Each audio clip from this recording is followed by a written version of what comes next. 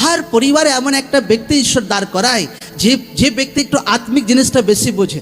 হতে পারে পরিবারে দুজনও থাকতে পারে এমন ব্যক্তি, যে ব্যক্তি প্রার্থনা জিনিসটা একটু বেশি বোঝে, যে ব্যক্তি ঈশ্বরের বিষয়টা বেশি বোঝে, এমন ব্যক্তিকে নিজের পরিবারের পর বোঝ ওঠাতে হবে।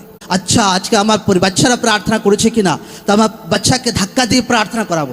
আচ্ছা, আমার স্বামী প্রার্থনা করেছে কিনা, আমার স্বামীকে ধাক্কা দিয়ে প্রার্থনা করাবো। আচ্ছা, আমার ওয়াইফ প্রার্থনা করেছে কিনা, আমার ওয়াইফকে ধাক্কা দিয়ে প্রার্থনা করাবো। যে পরিবারে এমন গার্জেন যারা আত্মিকভাবে গার্জেন আছে, তাদেরকে এরপর থেকে বোঝ ওঠাতে হবে একদম। এবং পরিবারে এমন কোনো ব্যক্তি, যদি ঈশ্বর আপনাকে আত্মাতে একটু ম্যাচিউর বানিয়েছে, আপনাকে এরপর ঢিলা ঢালা দিলে হবে না, কারণ আপনি ঢিলা দেবেন তো আপনার বাকি পরিবার পুরো ঢিলা হয়ে যাবে একদম। আমেন। हर दिन আপনাকে তাদের পেছনে লাগতে হবে, যতদিন না তারা ম্যাচিউর না হচ্ছে একদম। বাচ্চাদের পেছনে, হাজব্যান্ডের পেছনে, ওয়াইফের পেছনে অবশ্যই ভালোবেসে ভাই, ও লাঠি নিয়ে তার মতলব ঝগড়া করে নয় একদম।